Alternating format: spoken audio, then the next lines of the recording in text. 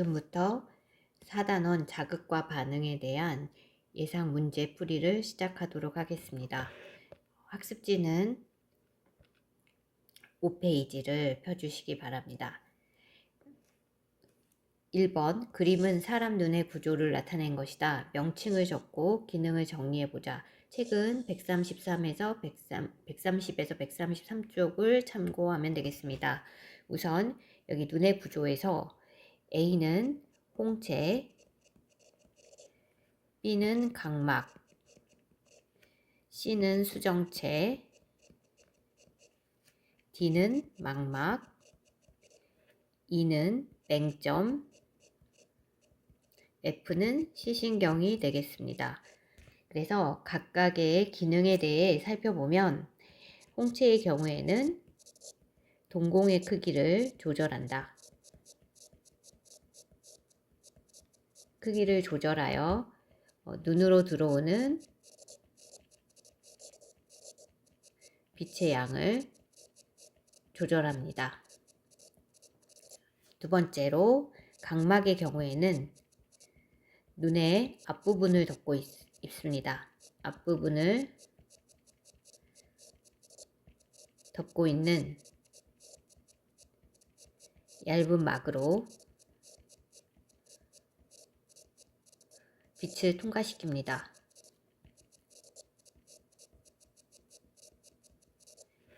다음 C를 보겠습니다. C는 수정체로 볼록렌즈와 같이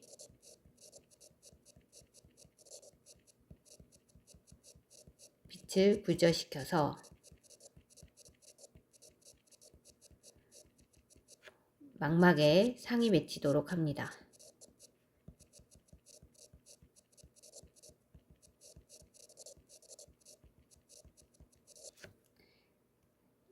그 다음으로 D를 보겠습니다. D는 망막으로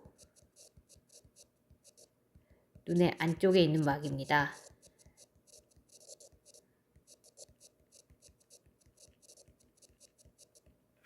여기에는 C세포가 존재합니다. 하여 상이 맺히도록 합니다. 상이 맺히는 곳이라고 할 수 있겠습니다. 그 다음 E는 맹점입니다. 자, 2번 맹점의 경우에는 이 맹점은 시각신경이 모여 나가는 곳으로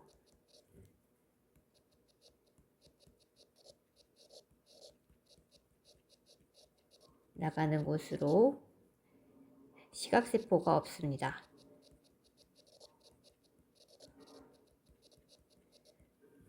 상이 맺혀도 보이지 않습니다.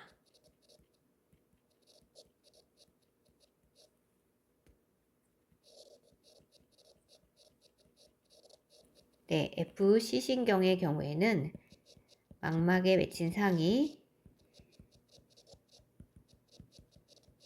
상을 뇌로 전달하는 기능을 합니다. 그래서 이렇게 간단히 눈의 구조에 대해 정리해 봤습니다. 그러면 이제 2번으로 넘어가도록 하겠습니다. 문제 2번 보겠습니다. 교과서 133쪽을 참고하시면 되고 주변 밝기에 따라 눈의 변화가 어떻게 일어나는지 물체와의 거리에 따라 눈의 변화가 어떻게 일어나는지 간단히 살펴보도록 하겠습니다. 자, 일단 주변 밝기에 따른 눈의 변화는 우리가 크게 두 가지로 어두울 때와 밝을 때로 나눠볼 수 있겠습니다. 그럼 우리가 이제 눈을 그려보면 즉 많이 받아야 하기 때문에 동공의 크기가 커지게 됩니다. 그래서 자, 여기가 이제 동공에 해당이 되고 선생님이 파랗게 칠한 이 부분이 홍채가 되겠습니다. 그래서 간단히 정리해보면 홍채가 수축을 하면서 동공의 크기가 커지고 크기는 확대. 그래서 어두운 곳에서 빛의 양이 많이 들어오게 할 수 있습니다. 빛의 양을 증가시킬 수 있습니다. 들어오는 빛의 양을. 빛의 양을 증가시킬 수 있습니다. 그러면 이제 밝을 때 보겠습니다. 밝을 때 같은 경우는 눈부실 수 있기 때문에 동공의 크기는 최대한 조그매집니다. 그러면 반면에 홍채는 넓어지기 때문에 우리가 이걸 정리해 보면 지금은 여기가 이제 동공이고요. 그래서 홍채는 넓어진다라는 게 이제 홍채의 확장, 이것에 따라서 동공이 수축하게 되고, 그러면 들어오는 빛의 양이 줄어들게 됩니다. 그래서 눈부심을 방지할 수 있습니다. 물체와의 거리에 따른 눈의 변화를 살펴보도록 하겠습니다. 여러분이 1학년 때 볼록 렌즈에 대해서 배웠던 것으로 압니다. 이것을 예로 들어서 눈에서 수정체의 변화를 설명해 보도록 하겠습니다. 먼저 이제 꽃이 있습니다. 꽃이 있고 볼록 렌즈가 여기에 이렇게 가운데가 볼록한 렌즈가 있습니다. 꽃에서 반사되어 나온 빛이 볼록 렌즈를 통과해서 이제 초점을 지나고, 그 다음에 렌즈의 중심을 지나게 되면 이렇게 꽃이 거꾸로 상이 맺히게 됩니다. 근데 만약에 꽃을 여기 가깝게 볼록 렌즈에 가깝게 두었다라고 할 경우는 상이 어디에 맺히냐 하면, 초점을 지나는 거는 똑같지만 중심을 지나는 빛은 이렇게, 꽃은 더 뒤로 가게 됩니다. 그럼 예를 들어서 우리의 망막이 여기에 있다고 합시다. 자, 나의 눈이라 하면 눈이 있고 여기에 망막이 있다고 합시다. 그랬을 경우에 물체가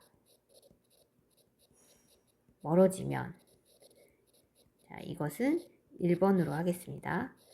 물체가 멀어지면 볼록 렌즈에 여기서는 수정체가 되겠죠. 수정체에 가깝게 상이 맺힙니다.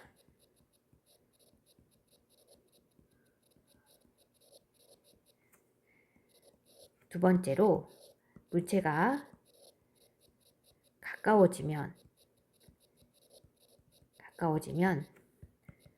볼록 렌즈, 즉 수정체에서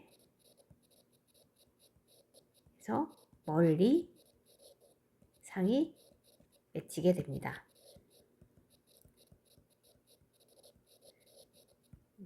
그렇다면 이제 또 선생님이 여기 보이는 요 검은색의 요 망막에 상이 잘 맺히기 위해서 1번 같은 경우 보겠습니다. 1번의 경우에는 망막에 상이 맺히려면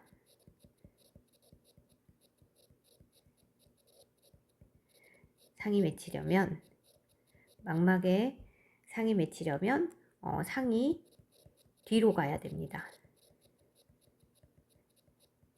따라서 수정체 두께는 얇아져야 됩니다.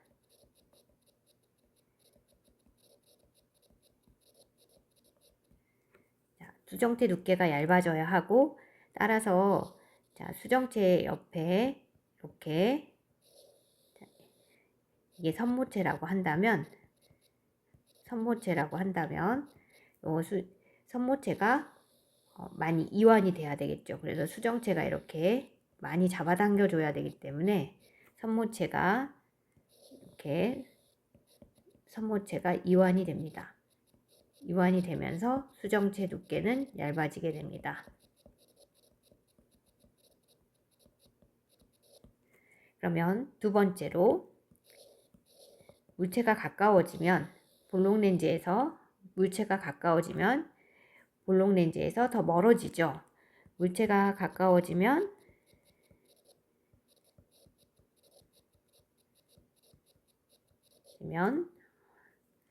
상이 앞으로 와야 됩니다. 와야 망막에 맺히게 되고, 따라서 수정체 두께는 두꺼워져야 합니다.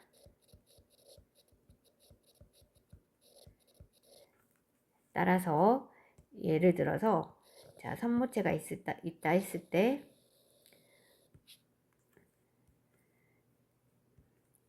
따라서 여기가 수정체라면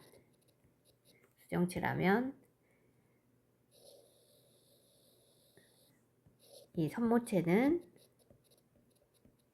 수축을 해서 수정체 두께가 더 두꺼워질 수 있습니다. 두꺼워지게 한다. 따라서 결론 정리해 보면 멀리 있는 물체를 보기 위해서는 수정체가 얇아져야 되고, 이렇게 되기 위해서는 선모체가 이완이 돼야 됩니다. 그리고 가까운 물체를 보기 위해서는 수정체가 두꺼워져야 합니다. 그래서 두꺼워지려면 선모체가 수축해야 합니다. 이렇게 정리를 풀어보도록 하겠습니다. 주변이 어두우면 동공이 커지고, 주변이 밝으면 동공이 작아진다 라고 배웠죠.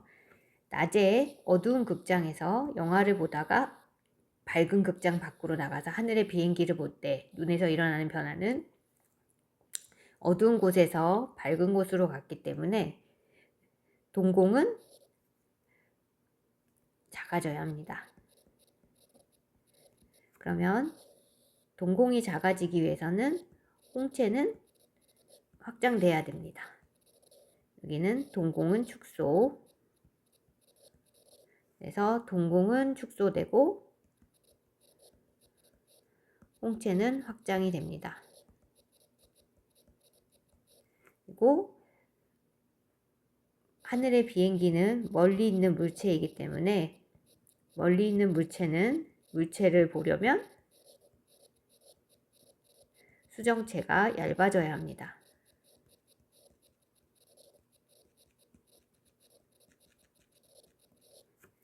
그래서 수정체는 얇아짐. 이렇게 정리하도록 하겠습니다. 문제 3번으로 가겠습니다. 다음 귀의 구조를 나타낸 것이다. 귀의 구조와 기능에 대해 살펴보면, 자, 먼저 1번부터 보겠습니다. 1번은 귓바퀴, 그리고 2번은 외이도, 3번은 고막, 4번은 귓속뼈, 5번은 반고리관, 7번은 전정기관, 그리고 요 달팽이 모양으로 생긴 달팽이관이 있습니다. 그러면 자, 여기 그림은 시험에 꼭 나올 수 있으므로 잘 기억하시기 바랍니다. F는 고막, A는 귓속뼈, B는 반고리관, C는 전정기관, D는 청각신경, E는 달팽이관, G는 귀인두관이라고 해서 책에 자세히 설명은 되어 있지 않지만 우리가 비행기를 타거나 이랬을 때 귀가 먹먹해질 때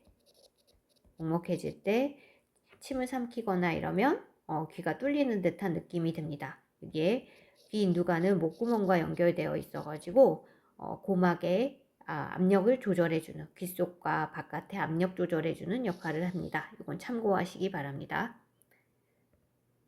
자, 그러면 각각 기능을, 여기 구조와 기능에 대해서 살펴보겠습니다. 소리를 모아주는 것은 귓바퀴가 되겠습니다. 귓바퀴. 소리가 지나가는 통로는 웨이도. 그 다음에 얇은 막으로 소리에 의해 진동하는 것은 고막. 고막의 진동을 증폭시켜 가지고 달팽이관으로 전달하는 것은 귓속뼈가 되겠습니다. 그 다음 청각세포가 있어 가지고 진동으로 바뀐 소리 자극을 받아들이고 뇌에 전달해주는 기능을 하는 것은 달팽이관이 되겠습니다. 여기에 쓰겠습니다. 청각신경을 통해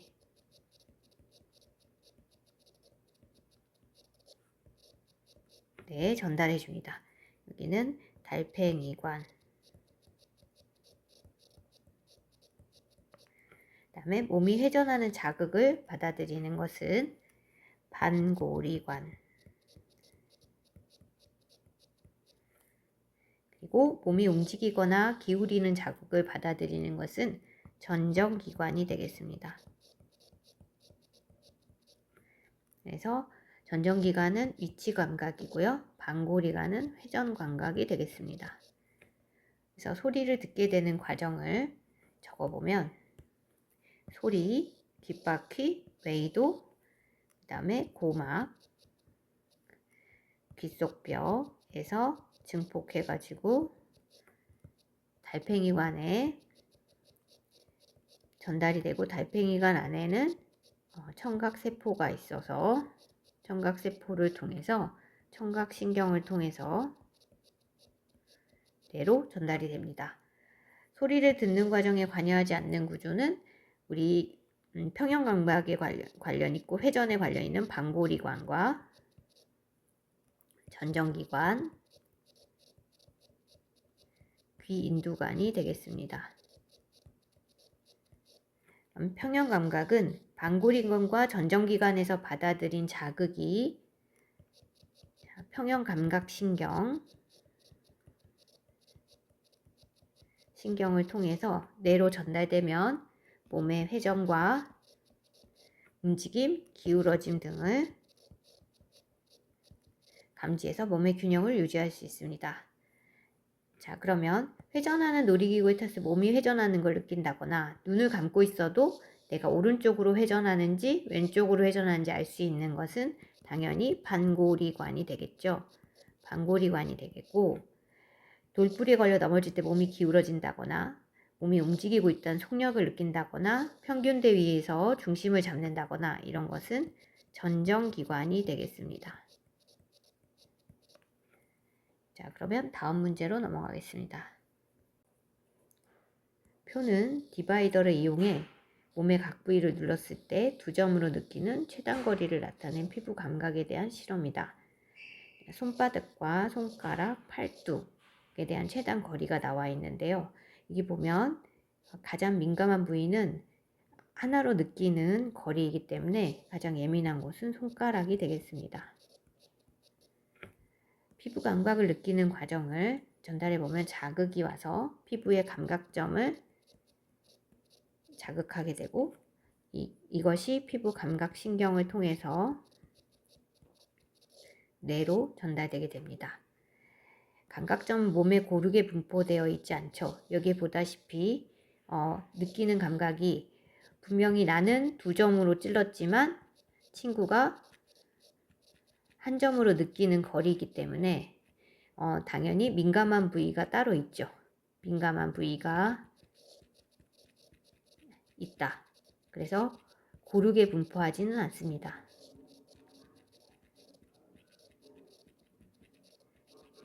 따라서 감각점 사이의 거리가 가장 짧은 곳은 손가락이 되겠습니다. 그림은 정상인의 식사 후 경과 시간에 따른 호르몬 X의 혈중 농도 변화를 나타낸 것이다. X는 인슐린과 글루카곤 중에 하나이다. 당연히 식사 후에는 혈당이 상승할 것이므로 상승을 낮추기 위해서는 혈당을 낮추는 인슐린이 분비가 될 것입니다. 그래서 X는 인슐린 될 것이고 X의 작용은 인슐린은 이자에서 분비되어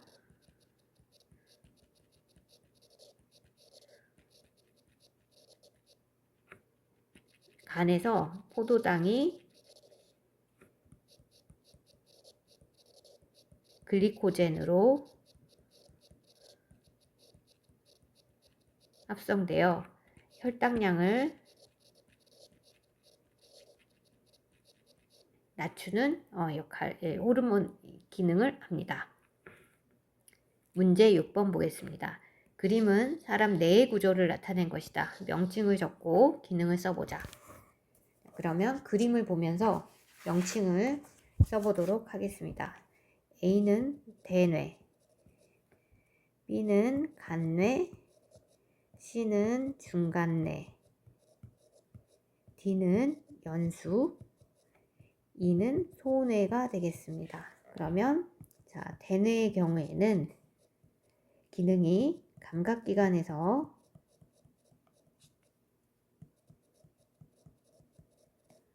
받아들인 자극을 느끼고 판단하고 적절한 신호를 보내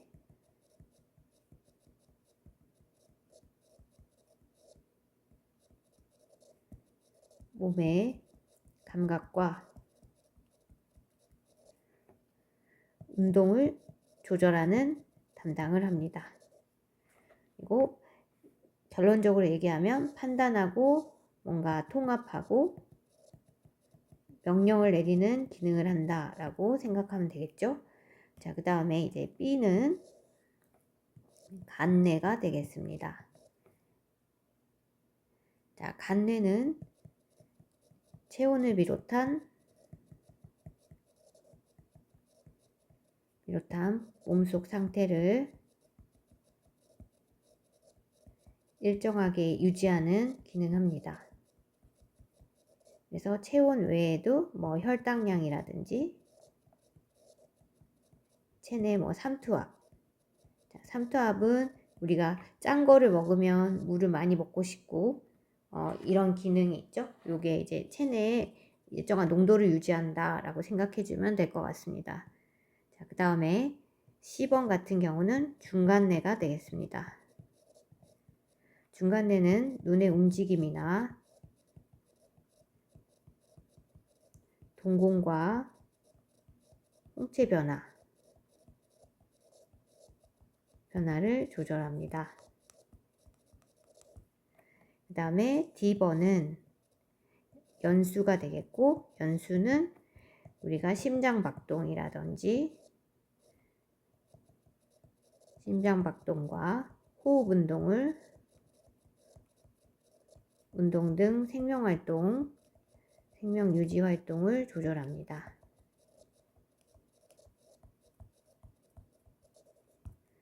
그 다음에 E 같은 경우는 소뇌가 되겠고, 소뇌는 근육운동을 조절하여 몸의 균형을 유지합니다. 그러면 이제 7번 문제를 보도록 하겠습니다. 7번은 교과서 142쪽에 그대로 여기 빈칸을 채우면 됩니다.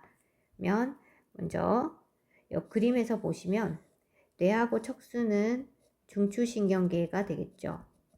연합뉴런으로 이루어진 중추신경계이고 A가 말초신경계입니다. 말초신경계는 기능에 따라 감각신경과 운동신경으로 나눌 수가 있겠습니다. 그리고 빈칸을 채워보도록 하겠습니다. 신경계는 중추신경계와 말초신경계로 구분된다. 따라서 중추신경계는 뇌와 척수로 이루어져 있으며 자극을 느끼고 판단하여 적절한 신호를 보내는 기능을 합니다. 말초신경계는 감각신경과 운동신경으로 이루어져 있어서 예를 들면 감각신경 같은 경우는 감각기관에서 받아들인 자극을 중추로 보내는 기능이 있고, 운동신경 같은 경우는 중추에서 판단한 명령에 따라서 반응기, 운동기관으로 반응을 주는 역할을 한다고 생각하면 됩니다. 그래서 중추신경계와 온몸을 연결합니다. 그래서 감각신경은 감각기관을 중추신경계와 연결하여 감각기관에서 받아들인 자극을 중추신경계로 전달하고, 운동신경은 근육과 같은 반응기관을 중추신경계와 연결해서 중추신경계에 보낸 신호를 반응기관으로 전달하는 역할을 합니다. 그러면 다음 문제로 넘어가겠습니다. 자, 문제 8번입니다. 그림은 뉴런 A에서 C가 연결된 모습을 나타낸 것이고, AC는 연합뉴런, 운동뉴런, 감각뉴런 중 하나이다. 책 144쪽을 보면서 뉴런의 명칭을 기능을 정리해보자. 여러분, 여기서 A는 당연히 옆에 신경세포체가 축삭돌기에 옆면에 붙어 있는 걸로 봐서 이거는 감각뉴런이 되겠죠. 그리고 가운데 B는 연합뉴런에 해당이 되고요. 중추신경을 이루는 C는 반응기로 연결된 운동뉴런이 되겠습니다. 그래서 뉴런은 다른 말로 신경세포를 의미한다고 했습니다. 그러면 A는 감각뉴런이고, 감각뉴런은 감각기관에서 받아들인 자극을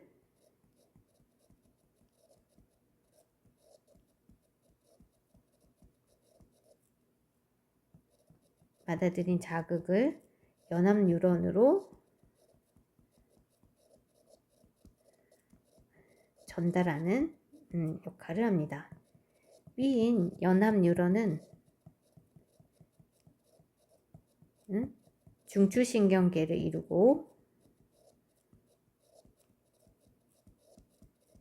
이루며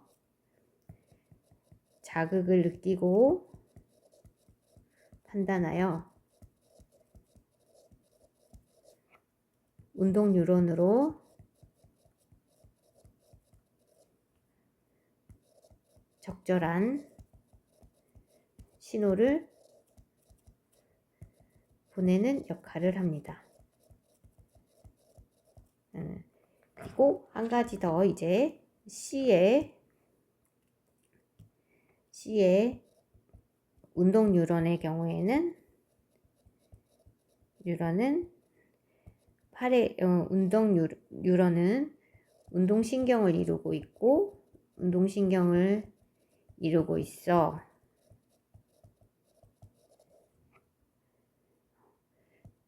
팔의 근육으로 신호를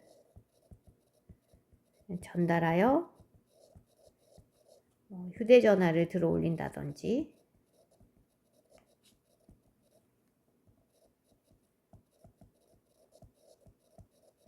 는 반응 등이 일어난다고 볼 수 있습니다.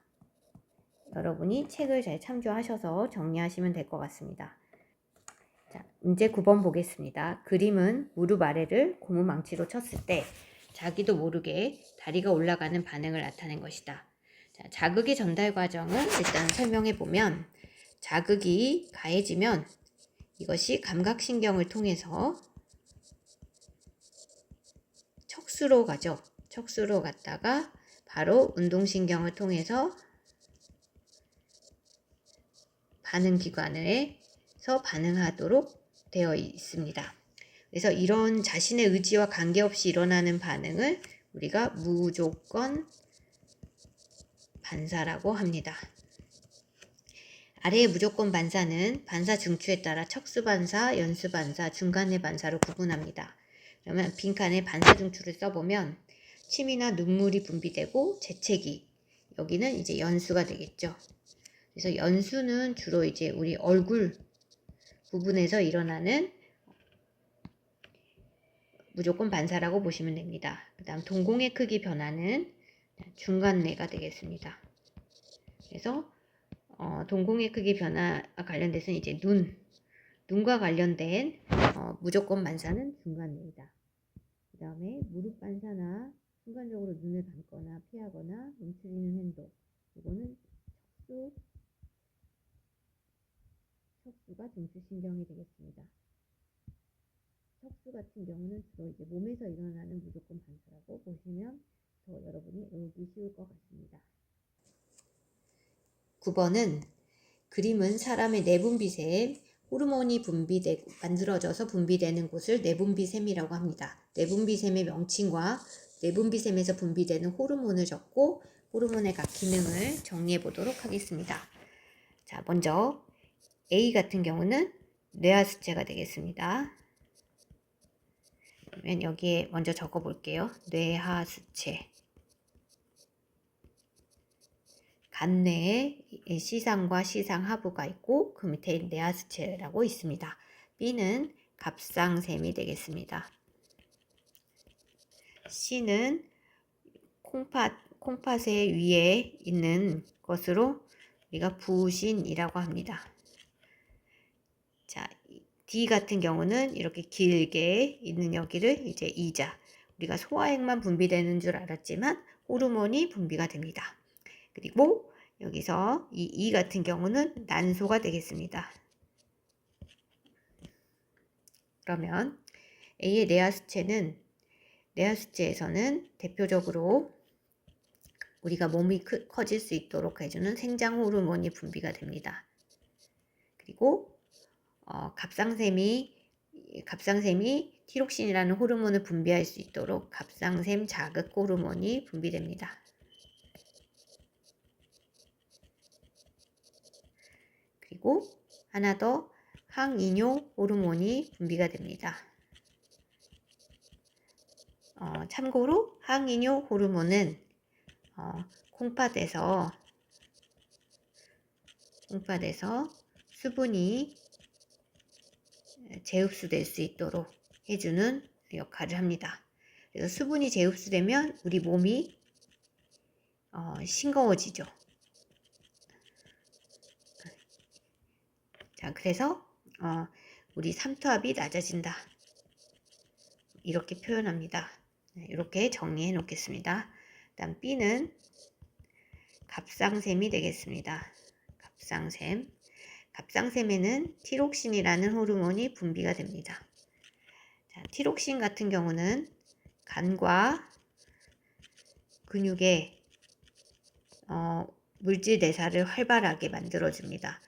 여러분이 뭔가 호흡도 많아지고 활동량이 많아지고 이렇게 만들어주는 호르몬이라고 생각하면 되는데, 따라서 티록신은 체온을 높여주는 역할을 합니다. 그 다음에 C번에 부신은 콩팥 위에 있는 부분이죠. 부신에는 에피네프린 또는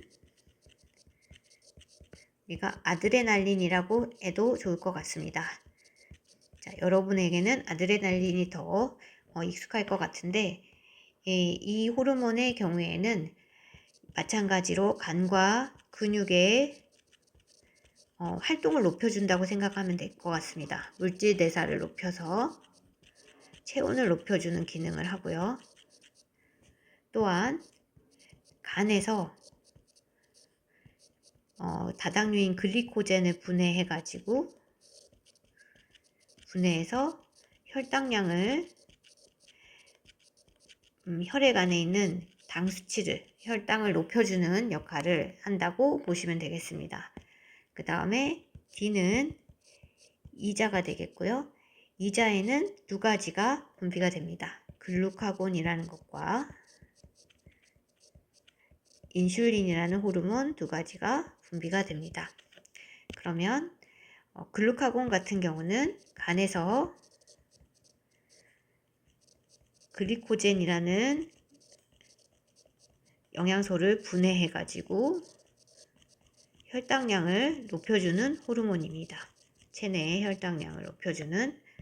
인슐린은 반대로 간에서 포도당을 글리코젠으로 합성하여 혈당량을 낮춰주는 역할을 합니다. 그 다음 이제 이 같은 경우는 난소입니다. 난소에는 에스트로겐이라 해서 남자는 테스토스테론이죠. 정수에서. 그래서 이거 같은 경우는 여성의 2차 성징이 발현될 수 있도록 해주는 호르몬입니다. 그래서 간단히 한 번 더 항상성 유지 관련해서 우리가 정리를 해보면, 먼저 혈당량을 조절한다 라고 했을 때는 관여되는 호르몬은 에피네프린, 부신에 있는 호르몬이죠. 부신에서 만들어지는. 그 다음에 글루카곤은 이자에서 만들어지는 호르몬이고요. 그 다음에 인슐린이 있죠. 인슐린도 이자에서 만들어지죠. 그래서 에피네프린이나 글루카곤은 혈당량을 높여주는 기능을 하고, 이자에서는 혈당량을 낮춰주는 기능을 합니다. 그 다음에 삼투압에 관련해서는 우리 몸에 짜고 싱거운 거라고 생각하시면 되는데, 특히 여기에는 이제 항이뇨 호르몬이 관여해서, 자, 이것은 뇌하수체에서 만들어진다고 했죠. 간 내에 있는. 자, 이것이 이제 체내의 수분 흡수를 증진시켜서, 항이뇨이기 때문에 오줌이 누지 않도록 만드는 거기 때문에 체내 수분 흡수를 높여가지고 삼투압을 낮춰주는 기능을 한다. 몸을 싱겁게 만든다. 이렇게 생각하시면 되겠습니다. 그 다음에 하나 더 이제 체온. 자, 체온에 관련해서는 우리가 에피네프린이라는 게 부신에서 만들어지는 에피네프린, 그리고 갑상샘에서 만들어지는 티록신, 갑상샘에서 만들어지고요. 에피네프린은 부신에서 만들어지죠. 이것들은 모두 물질 대사를 높여서 체온을 높여주는 기능을 한다. 자, 이렇게 해서 우리가 여기까지 정리해 봤습니다. 여러분이 시험을 더 잘 볼 수 있도록 선생님이 생물 단원만 따로 영상으로 만들었으니, 여러분이 잘 듣고 그림도 시험에 모두 나온다고 생각하시고 잘 익혀서 이번 기말고사 잘 보시기 바랍니다.